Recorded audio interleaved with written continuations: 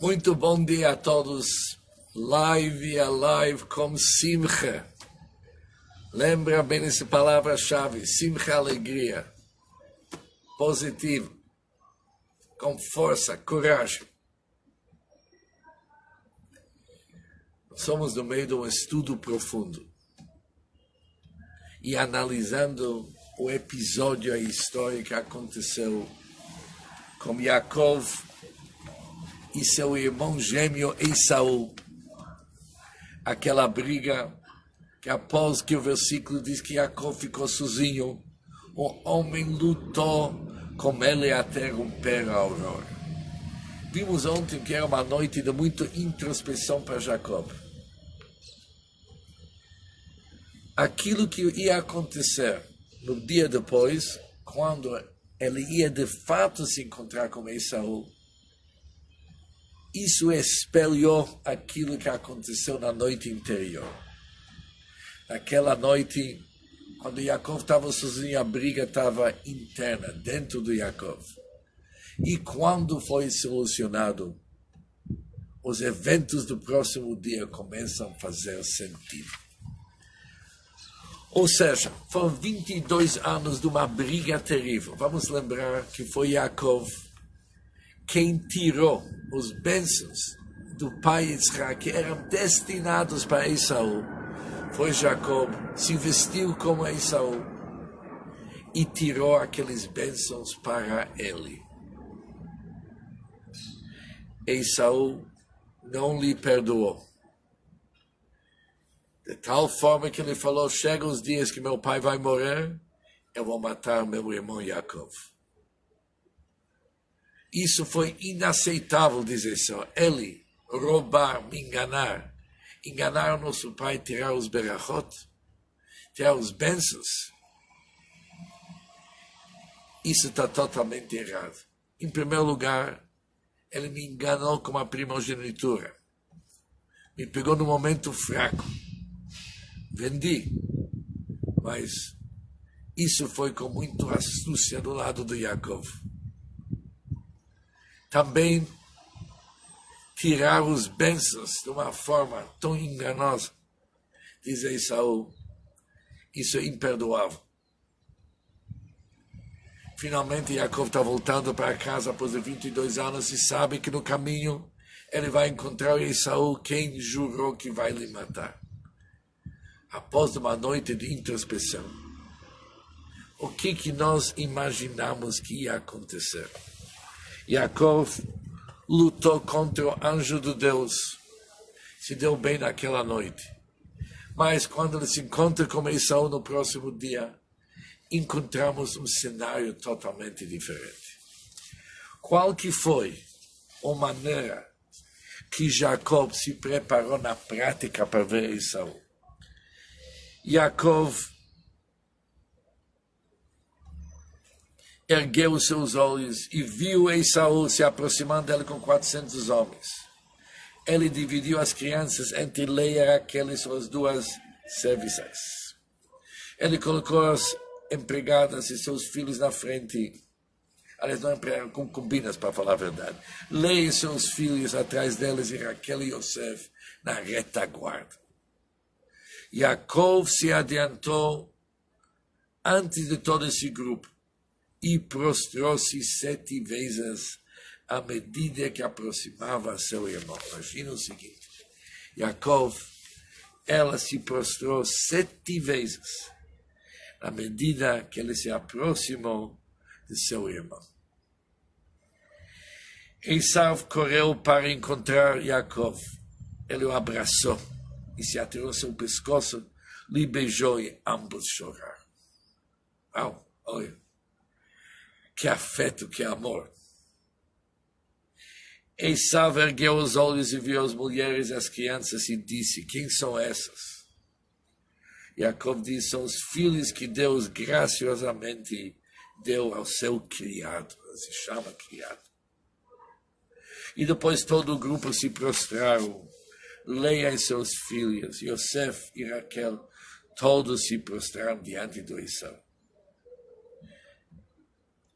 Esaú sobre o presente que Jacob lhe mandou, fala o seguinte: olha, meu querido irmão, não precisa de tudo isso, eu tenho muito que permanece contigo, o que é teu? Jacob lhe responde: não, por favor.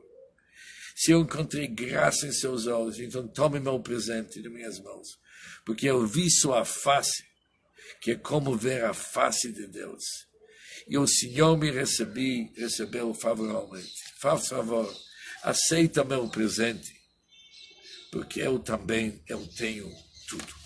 Uau! O que está por trás desse encontro, segundo o nosso raciocínio? Jacob sabia que esse encontro vai ser algo terrível. Sabia isso aqui da noite anterior. Mas era uma noite de introspecção, onde que Jacob chegou numa conclusão que chegou a hora dele ganhar uma outra maturidade, entender a vida diferente. O que isso significa?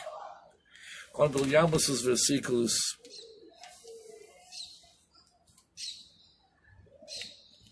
percebemos que aqui aconteceu algo interessante. Jacob, quando entrega o presente para Esaú, não fala isso um presente. Ele chama, leva essa bênção contigo. Sobre qual bênção que Jacob estava se referindo? Sabemos que os bênçãos que Jacob recebeu de Isaac, na realidade, eram bênçãos destinados a Esaú. Logo depois, quando Isaac percebeu que Jacob tem que fugir, ele tem que ir na casa do tio Labão, Isaac deu uma outra bênção para Jacob. Uma bênção, essa vez, destinado totalmente para Jacob. E o que ele falou para ele? Ele falou, levanta-se e vai para Padan Aram, para a casa do pai de sua mãe Betuel. Tome para você uma mulher de lá. E agora vem a brachá, o bênção de Isaac destinado a Jacob mesmo. Que Deus Todo-Poderoso lhe abençoe, lhe frutifique e aumente seu número, e você se tornará uma Assembleia de Nações. Que Ele, Deus, dê a bênção de Abraão para você e seus descendentes. E que você tome posse da terra que Deus deu a Abraão, na qual você viveu. Olha a diferença das brachot que Jacob recebeu, disfarçado como Esaú, e os brachot, os bênçãos que ele recebeu, como o próprio Jacob. Quando olhamos os brachot que Jacob pegou de uma forma enganosa, são todos sobre assuntos terrestres mundanos, que Deus lhe concede o orvalho do céu e a gordura da terra, abundância de grão e vinho. Nações lhe servirão, governos se inclinarão para você. Você será como o Senhor sobre seus irmãos. Os filhos de sua mãe se prostram diante de você. Todos assuntos mundanos, assuntos do nosso mundo. Naquela noite, Jacob fez uma introspecção profunda. O que eu fiz? Aqueles bênçãos que meu pai me deu como Jacob são sobre assuntos conectados com Deus. É a brachá do Abraão, do meu avô Abraão, a brachá do meu pai. Onde que o versículo diz claramente que Isaac lhe abençoou com a bênção de Abraão, para você e teus descendentes. Para você ser a continuação de Abraão e Isaac e se tornar um elo nesse corrente tão importante para as futuras gerações do Bnei Israel. Jacob pensou o seguinte: isso era destinado a mim, isso é a minha vida. Será que realmente eu precisava desse brachá do Esaú? Será que esse brachá que eu peguei de uma forma enganosa é isso que eu posso usar, que eu posso aproveitar? É contramão. Jacob se aprofundou e viu que desde o início da trajetória da sua vida, ele sofreu desse problema. Yaakov nasceu segundo. Mas o versículo diz que Yaakov nasceu segurando o calcanhar do Esaú. Ele quis ser Esaú. Esaú representa um homem muscular, forte, um homem do campo, um homem da natureza, um homem com coragem, um homem que não tem medo de enfrentar uma luta, mas ao mesmo tempo um homem cheio de amor, amava seu pai Yitzhak e estava muito dedicado, e Yitzhak lhe amava. De uma certa forma, Yaakov, na sua juventude, quis ser o Esaú, que nem Esaú. E mais ainda, não somente que ele quis ser o Esaú, ele quis tomar o lugar do Esaú. Mas Jacob passou 22 anos, onde passou numa yeshiva do Shem Va'ever, onde que ele construiu uma família, onde que ele percebeu naquela noite, olha, foi um grande erro. Eu não precisava daquilo, nem posso usar aquilo.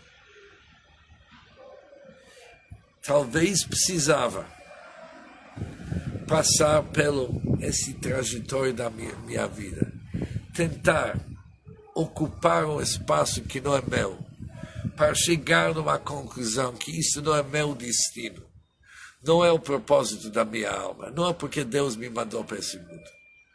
Talvez precisava passar isso, mas para chegar nessa maturidade. Naquela noite, a luta era dentro de Yaakov. Yaakov tinha que decidir quem é o verdadeiro Yaakov. Por isso, o que o anjo falou para Yaakov? Teu nome não é mais Yaakov, vai ser Israel. No passado, você lutou. Tua luta era para ser um Esaú. Por isso você era chamado Yaakov, segurando o calcanhar do Esaú. Agora, diz o anjo para Yaakov, larga do Esaú. Acaba com teu sonho de se tornar um dia o Esaú. Não é o propósito da tua vida. A tua briga, teu teste agora, não é para ser um Esaú, mas ser você mesmo, para ser o verdadeiro Yaakov. Não segura mais o calcanhar do Esaú. Segura o próprio Deus. Abraça o próprio Deus. E deixa Deus te abraçar. Esquece do Esaú. No próximo dia, Yaakov encontra Esaú e fala, oi meu querido irmão, você precisa ter ódio de mim, porque essa brachá é tua. Leva esse brachá. Esse brachá foi destinado a você. Eu aprendi, com todo dor, que isso representa, que essa brachá não é minha, é tua. Minha brachá, a minha bênção destinada a mim, é totalmente diferente. Yaakov se curva. Ele entende qual que foi a briga da noite interior. Entende o que vai ser sua vida para frente. Essa briga do Yaakov, essa briga interna, é algo que nós devemos agora se aprofundar e ver o que nós vamos ganhar dessa história. Isso pode ser aplicado em tantas maneiras. Muitas vezes as pessoas estão seguindo uma linha que já faz tempo que não é mais atual. Ou eles estão brigando sobre alguma coisa que hoje não faz sentido. Fez sentido 30 anos atrás. Ou talvez as pessoas acharam que faz sentido. A maioria das casos nem fez sentido naquele tempo. Mas as pessoas se enganaram. Brigaram, lutaram para algo. Deram sua vida para algo que realmente não é o propósito da vida deles. Mas eles têm dificuldade de sair. Tem aquela inércia que puxa a pessoa para continuar, seguir. Porque senão a pessoa vai chegar a uma conclusão que ele perdeu uma grande parte da sua vida, querendo algo que não é dele. O Yaakov nos ensina, para, Para de vez em quando para ver quem é você. Lembra muito bem, você não é alguém que tem que segurar o calcanhar do Esaú e querer ser ele. E lutar para ocupar um espaço que não é teu. Vê quem é você. Quem é teu verdadeiro eu. Você vai ver que o propósito da tua alma não é procurar atrás do Esaú. É para ser quem que você deveria ser. E teu nome agora é Israel. Porque você lutou contra o mundo inteiro, talvez. E mais ainda, você lutou contra você. Para chegar nessa conclusão, você pode sair um pouco machucado, com dor sobre o passado, que nem a história de Jacob, mas pelo menos você é um vencedor. Agora, finalmente, você sabe quem que você é. Você sabe das dificuldades que você passou, que te tornaram uma pessoa madura, uma pessoa com confiança, uma pessoa que sabe exatamente qual que é o propósito, a missão e o objetivo da sua vida. Não te perde mais. Diz o anjo para Jacob, você agora é chamado Israel. Para Israel significa Sarkel. Você está acima da situação. Você tem a força. Não finge um fraco que o mundo inteiro pode te convencer. Você vai correr atrás de qualquer ideia maluca que se encontra no nosso meio, já que o autor é alguém chamado Esaú. Nada disso. Você é Israel, um vencedor. Como que essa aula é importante para nós? Para parar de vez em quando pensar, por que fizemos aquilo? Por que sentimos aquilo? Por que entendemos aquilo? Será que não há continuação de alguma coisa que hoje não deveria mais ocupar espaço na nossa vida? Será que hoje a gente não poderia ganhar uma maturidade diferente? Isso é a briga do Jacob. E quando entendemos isso, vamos poder entender como ter controle sobre nós, mas um controle profundo através da introspecção. Isso, se Deus quiser, nas nossas próximas aulas. É muito trabalho isso. Porque as pessoas, e todos nós, temos muito medo e receio para confessar até para nós que nossa vida, às vezes, é um grande erro. Mas vamos se tornar cada um Israel.